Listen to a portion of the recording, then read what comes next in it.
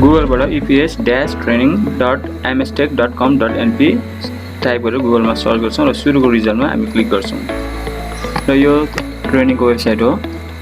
यहाँ तपाईको राइट साइडमा देख्न सक्नुहुन्छ। यहाँ तपाईको एलसी नम्बर हाल्नुपर्ने हुन्छ। त्यो जुन फर्स्ट पेज एलसी को माथि एनटी बाट सुरु भएको छ हो त्यो नम्बर हाल्नुहोस् र मुनि तपाईको डेट अफ बर्थ हाल्नुपर्ने हुन्छ।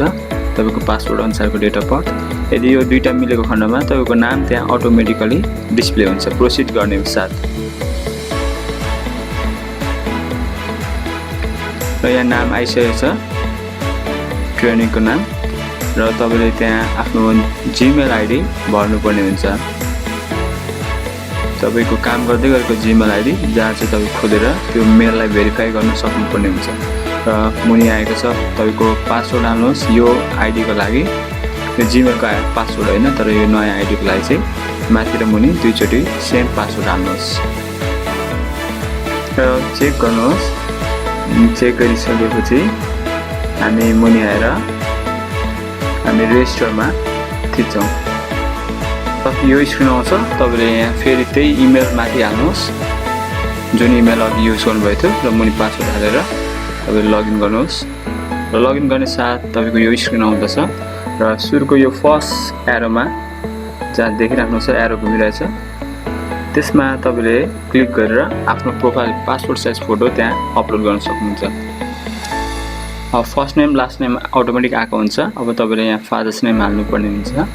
फादर्स नेम युज गर्नुहोस्। त्यसपछि तपाईले एड्रेस तपाईको एड्रेस पनि अटोमेटिकली आएको हुन्छ र तपाईले त्यहाँ सिटिजनशिप नम्बर भर्नुपर्ने हुन्छ।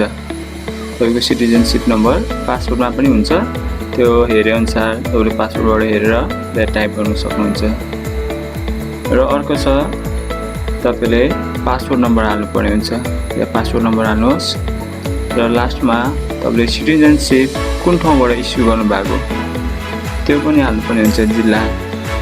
अब तपाईले अपडेटमा थिच्नुहोस् र सुरुमा हामीले ब्याङ्क भाउचरको मा क्लिक गरौँ र तपाईले ब्याङ्क भाउचर राख्नु भएको ठाउँमा गएर सेलेक्ट गर्नुहोस् र साइडमा रहेको एरो जस्तो अपलोड बटनमा थिच्दिनुहोस्। अपलोड भइसकेपछि तपाईले प्रिभ्यूमा थिच्न सक्नुहुन्छ र यहाँ तपाईको ब्याङ्क भाउचर अपलोड भएको थाहा हुन्छ। सेकेन्डमा रहेको सम्झौता पत्रमा क्लिक गर्नुहोस् र तपाईको एलसी छानेर अपलोड बटनमा थिच्नुहोस्। तपाईले फेरि प्रिभ्यूमा थिचेर तपाईको एलसी प्रिभ्यू गर्न सक्नुहुन्छ। एमआरपी को फर्स्ट र सेकेन्ड पेज भएको स्क्यानलाई चुज गरेर अपलोड गर्नुहोस् यसमा र अपलोड बटनमा थिचेर तपाईले प्रिभ्यूमा थिचेर पनि हेर्न सक्नुहुन्छ यसलाई।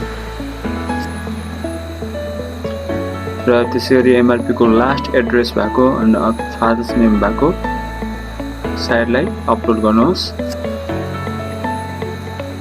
र एट लास्ट तपाईले सबैलाई अपलोडमा थिच्न सक्नुहुन्छ। र यहाँनेरि तपाईको भाउचर नम्बर आवश्यक पर्दछ। यदि तपाईले भैँसी पार्टीबाट नभएर शाखा ब्रान्चबाट गर्दै हुन्छ भने 1 2 3 4 5 6 हाल्न सक्नुहुन्छ र यहाँ कुन दिन तपाईले भाउचर निकाल्नु त्यो मिति राख्नुहोस्। रसिदमा भएको अमाउन्ट कति तिर्नुभएको थियो त्यो लेखेर लास्टमा एप्लाई फर ट्रेनिङमा थिच्नुहोस्। एप्लिकेसन स्ट्याटस पेन्डिङ भनेको छ र तपाईको क्लास पनि बुक भइसकेको छ ग्रुप डी भनेर यति मिति भनेर। तपाईको डाटा म्यानुअली चेक भएपछि एप्रुभ गरिदिन्छ उहाँहरूले। यसलाई प्रिन्ट गरेर राख्न सक्नुहुन्छ। तपाईले माथि फाइलमा गएर प्रिन्टमा जानुहोस्। यदि प्रिन्टर जोडेको छ प्रिन्ट गर्नुहोस् अथवा पीडीएफ सेभ एज पीडीएफ गरेर तपाईले आफ्नो कम्प्युटरमा सेभ गरेर राख्न सक्नुहुन्छ। र अब अघिको मेल जुन इमेल राखेको थियौँ त्यसलाई भेरिफाई गर्नको लागि हामी इमेल बक्स गर्छौँ र यो इमेल डाइरेक्ट इनबक्समा नआएर स्प्याम फोल्डरमा बसेको हुन्छ। हामी यता मुनि जान्छौँ र स्प्याम भन्ने फोल्डरमा जान्छौँ र यहाँनिर इपिएस ट्रेनिङ भनेर एउटा मेल आएको हुन्छ। त्यसलाई ओपन गर्नुहोस्। इपिएस ट्रेनिङ नेपाल भनेर यहाँ देखिराख्नु भएको छ। यसलाई क्लिक गर्नुहोस्। तल आएर भेरिफाई यो इमेलमा क्लिक गर्नुहोस् र डाइरेक्ट तपाईँ लगइन हुनुहुन्छ र त्यहाँ गएर माथि तपाईँ अपडेट यो प्रोफाइलमा क्लिक गरेर यदि केही गलत छ भने तपाईँ चेन्ज गर्न सक्नुहुन्छ। एकचोटि एडमिट कार्ड बनिसकेपछि फेरि गल्ती भेटिएमा त्यसलाई सचेत परेमा फेरि शुल्क लाग्नेछ भनेर यहाँ लेखेको छ।